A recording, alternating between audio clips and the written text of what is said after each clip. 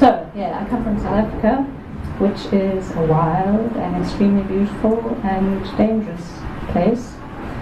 As a child, I had very close encounters with mambas, adders, and the odd hippopotamus, and I lived to tell the tale. I was born in 1976, in the year of the Soweto uprising, which happened on this day 42 years ago. Many children were murdered protesting against being forced to learn in Afrikaans, which was the language of the oppressor. In those brutal times, growing up under apartheid, I was a white and privileged girl, but a girl nonetheless. Still, even after the toppling and dismantling of apartheid, the reality for many women and girls living in South Africa, especially women of colour, is always a potentially vicious one. I just have to breathe.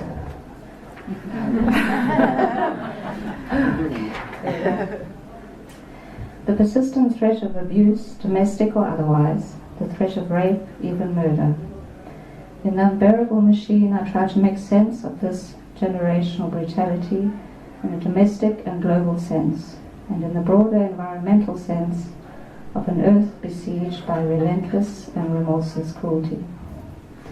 At the end, the pages hope for compassion, hold out for a better and kinder reality, to rise up against those who oppress and force their will upon another, wherever it occurs in the world and upon the earth.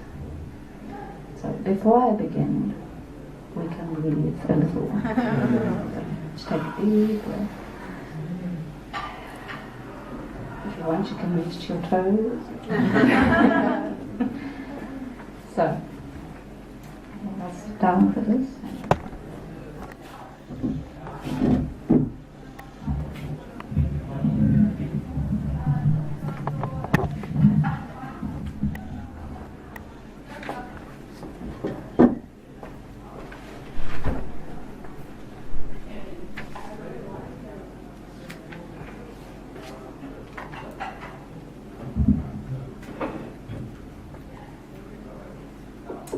So, Astrid, the narrator of the story, will start with the domestic setting of houses and cleaning and light. My mother always said that keeping light was far more interesting than keeping house. She spoke a language I couldn't figure straight away. It took time and observation, careful deciphering, to know what she meant. The kitchen sink was built in underneath a wide window, and I would watch the light refract in the soap bubbles sliding on top of the morning grease, my mother's hands. Her other lies at a far point in the distance. It is true, the same dishes will find me in the morning of every morning, or in the evening of every evening. Always something to wipe away, something to fold and set right, try to make cheerful looking. She was always trying to make things look cheerful, even when they were sad and frightened, lost in a loud, shouting house where things were easily broken, where things were never found again.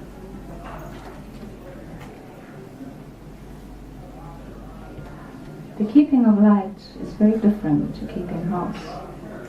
Houses and their occupants fall apart eventually. Light is made of sterner, eternal stuff. My mother would keep a diligent record, a track of sorts, of the stars. The nights and what happened in them were ticked off on her calendar, almost one after the other, as it is clear sky country here a lot of the time. My mother, the hobby astronomer. On the weekend, she would haul out her telescope from the cleaning cupboard with its smell of bleach and furniture polish, tattered rags that she would recycle from old sheets or underwear. We would look at the sky from a flat part of the roof, a flask of tea between us. She liked the idea of immense heavenly bodies that began in spaces so small you couldn't see them. She would never tell me why, but her lips twisted even more when she spoke about heavenly bodies and the small spaces they came from. I have always wanted to find a red giant, she would say, brushing stray hairs from her face. But you can sit here for years with your eye glued to the sight and still find nothing. Never expect to find anything, Astrid. Her feelings would gravitate towards lonely, unseen things when she looked up at the night sky. Regret and never being seen, it was the sum of my mother's mouth. It didn't matter much to us that the telescope wasn't real, that it was something she had made with a few cardboard wine sleeves. She had painted them black, used a piece of cling wrap which passed for a lens. She let me paint silver stars on it.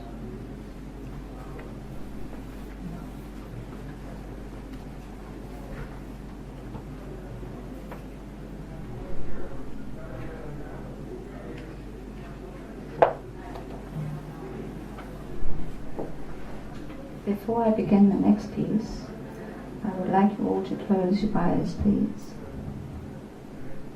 Imagine the darkest darkness that you can.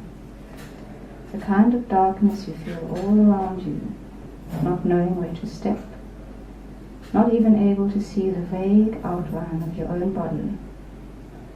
Then imagine a tiny little light in the very far distance, and then another, and still one more. Tiny silver stars everywhere appearing. I had never been to the planetarium before, and I was excited, filled with anticipation for something new, something never seen before. I even tried not to think about the labyrinth, where I got to see everything, the whole world in what it really is. I didn't feel so happy anymore. It was hard to keep a good mood going. It was hard not to think deeply about horrible things. I wondered what it would be like to be an empty vessel. Well, if you were a little slow, that is what the teachers told you right there in front of everyone. You record that if you talked a lot too. Empty vessels make the most noise. What does that even mean? Either way, it didn't seem like there was any winning or any pleasing unless you were right there at the very top of the class. You're almost there. I'm really looking forward to it. We'll see a whole lot more than we ever will through that homemade telescope. The whole night sky above our heads, close up. It will be fantastic, Astrid. Then the dome of the planetarium came into view, and my heart beat a little faster. I imagined what it would look like inside. Well, what would it look like inside? Even more than fantastic, or a total fuck-up, or both? Mother parked the car out of the way behind a tree. She was ashamed of our piece of scrap metal on 4 wheels, and so we had to walk a little further than necessary. I almost held her hand, but we weren't like that with each other. There weren't that many people visiting the planetarium that day, and my mother walked up to the window to pay, taking a crisp note out of her brown purse with a golden catch. The woman behind the window had a wrinkled face, a cigarette burned next to her in a white ashtray, the tip of the filter colored red from her lipstick. She smiled at me and wished us an interesting couple of hours. She looked dead bored when she said it. The dome was cool inside, and we both breathed a sigh of relief. There were rows upon rows of seats with adjustable neck rests, arranged around an incredible-looking machine. I was genuinely amazed at its size and complexity, its many mirrors. It looked as if it would come alive any second to hurt us or save us. Mother said it looked like a giant ant with hundreds of compound eyes. Something from another planet for sure. Isn't it something? It was. We found places to sit. Here and there we saw a few others, but we guessed the most fortunate were around their diamond-shaped swimming pools. I found it special that I was there, that I was going to see something wonderful. Then it went very dark, and a man's voice came on through the speakers, welcoming us to the planetarium, to the night sky.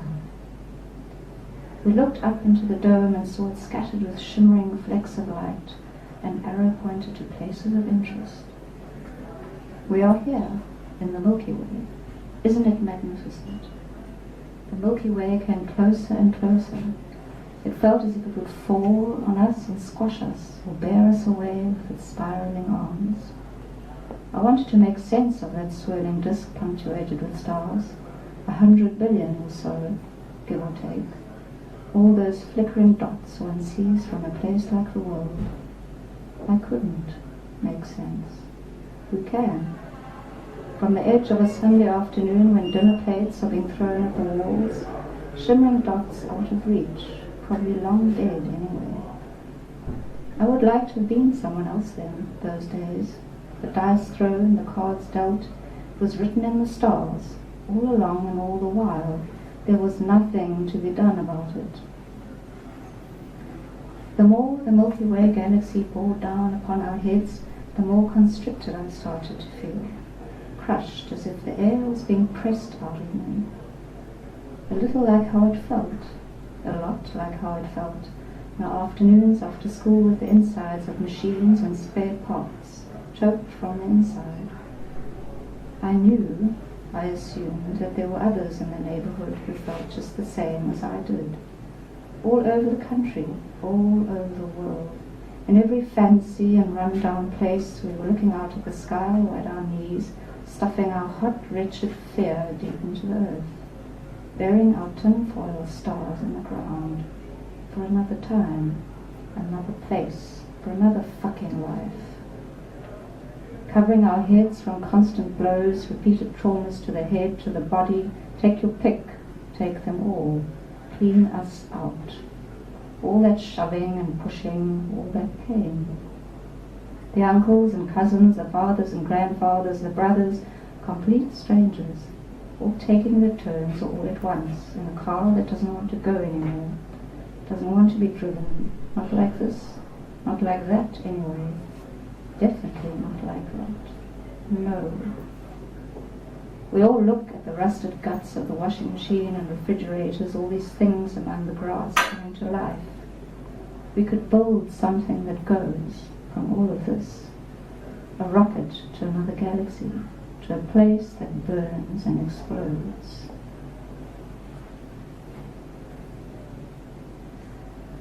I can breathe again if you want.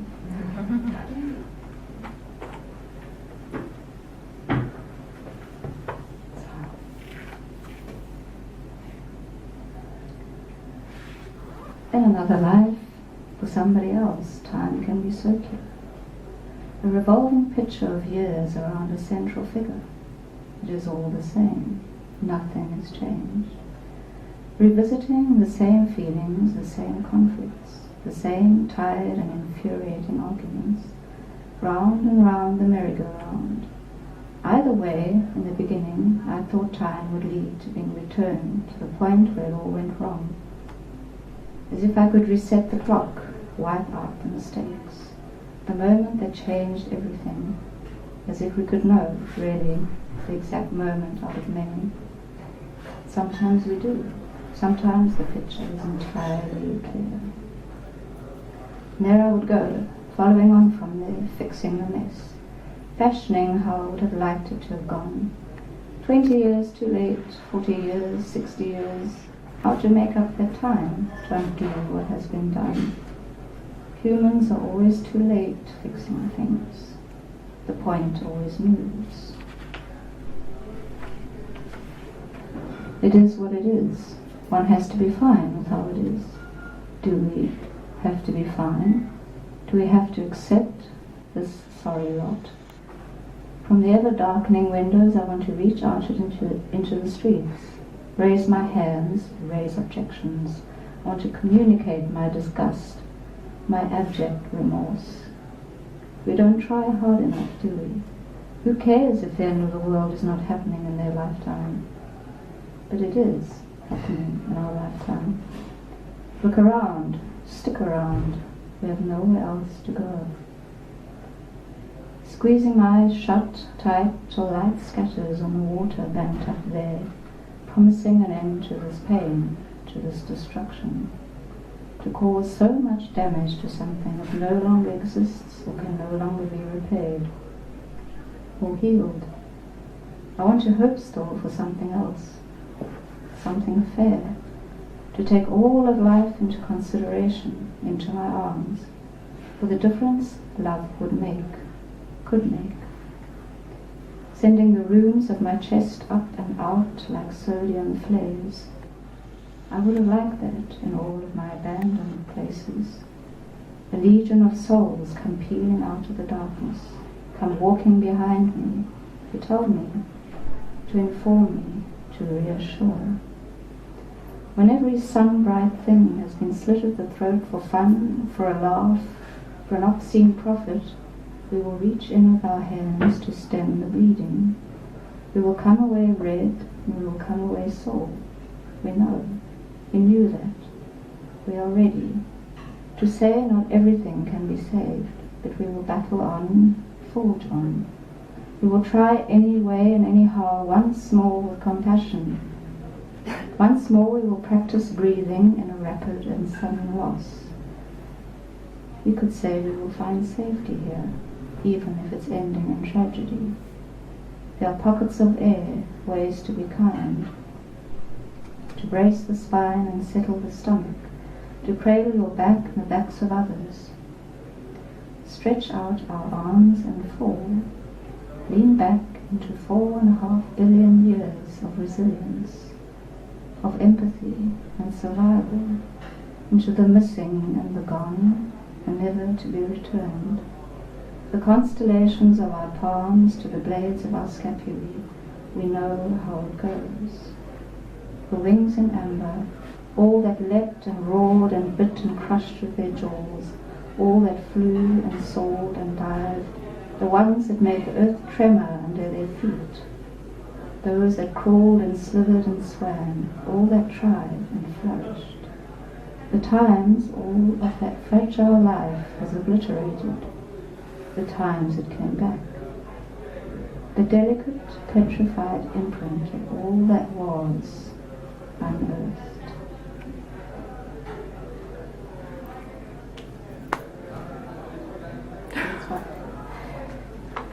Because it's Nelson Mandela's centenary year, I would like to end with a quote. For to be free is not merely to cast off one's chains, but to live in a way that respects and enhances the freedom of others. To me, that includes all who live on this planet, every creature, every being, and every tree. Thank you.